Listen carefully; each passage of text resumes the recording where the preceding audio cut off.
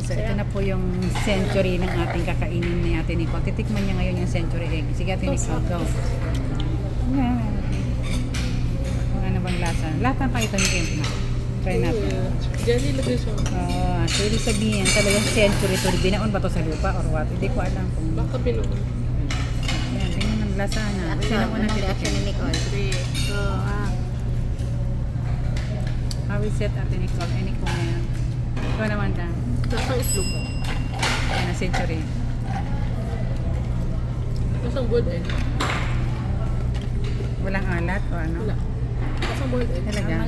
So ito na po guys, ako na naman ang titikim. Black lang siya. Sige medyo parang akala mo ano, ay parang black, parang putik ba?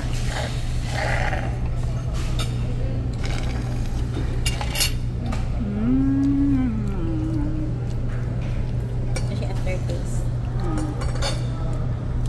Oo. May aftertaste next.